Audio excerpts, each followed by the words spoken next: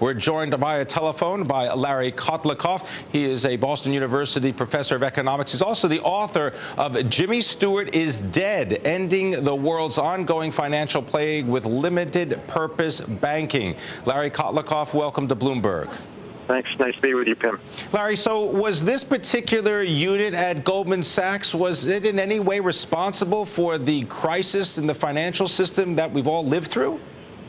No, I don't think proprietary trading is really responsible for any of the crisis, to tell you the truth. I think it was fraudulent manufacture and sale of securities due to non-disclosure, and that's not addressed at all in the Dodd-Frank bill, from what I can tell.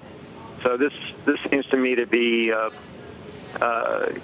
leading to an expansion of shadow banking. I mean, the hedge funds are going to get larger. They're going to do a lot of this stuff. They'll be somewhat less regulated, and then they'll get to be too big to fail, and we'll have another LTCM situation that we had before, where, remember that huge hedge fund that went down and caused a near panic on the market. So this is not really a solution. The other thing is that Goldman is likely to do a lot of these trades just by getting a name on each side of the trade, so that it's no longer proprietary trading, but it's the same activity. It's just that they'll try and describe it as part of their wholesale, business relations, their customer service, that they're actually just buying something from somebody and selling something to somebody else, and that's their business, their brokerage business, and they'll still have open positions and try and make a profit. So I'm not sure this is all that real as opposed to just cosmetic. Larry Kotlikoff, wouldn't it make sense that if you're concerned about things such as proprietary trading inside investment banks, that you'd, in a sense, leave them inside investment banks? That way, at least regulators and bank officials could actually produce some supervision. I mean, this way, if they decide they want to go and, as you described it, create another long-term capital management, no one's going to be able to see it until something goes wrong. Yeah, that's true. But I think the other aspect of this is that some of these people may be leaving because they're getting paid more outside of Goldman. With the Fed and other government agencies clamping down these institutions in terms of their compensation and other things, these traders may feel they can get more money somewhere else. So that's also part of the story here. We really need to have something that's holistic, that transforms the financial system, so that you can't kind of plug one leak and it springs somewhere else. That's not the way we should really be fixing the system. So that's why this entire Dodd-Frank bill is not really a solution to the generic problem. Larry, is it also a situation of the law of unintended consequences? If you take a look at banks such as Goldman Sachs, they have access to very low-cost capital.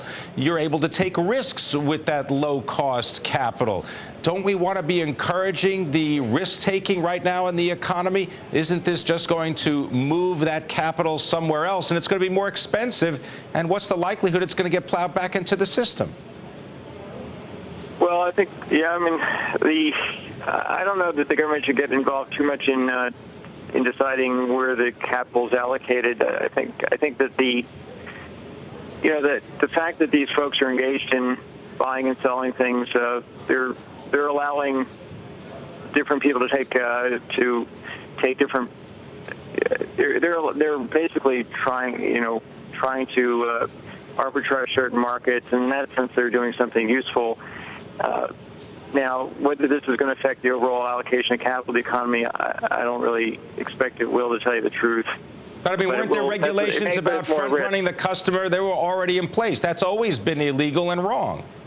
Say again? Well, the idea being that front-running the customer was always illegal and it was wrong in the industry, however much some people may have said it went on. But the fact is that front-running the customer, that doesn't necessarily change because you move a unit inside or outside of another investment bank.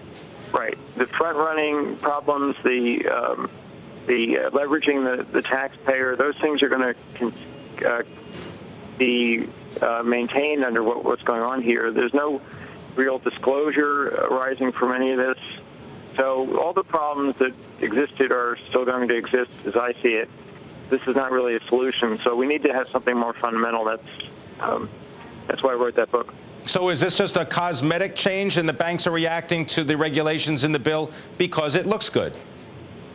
Yeah, it could well be cosmetic. It could well be that most of these traders move in different parts of Goldman and continue to do what they're doing with just finding a name of somebody on each end of the trade, and now they can say that they're engaged in regular business operations of servicing their customers. All right, I want to thank you very much, Laurence Kotlikoff of Boston University.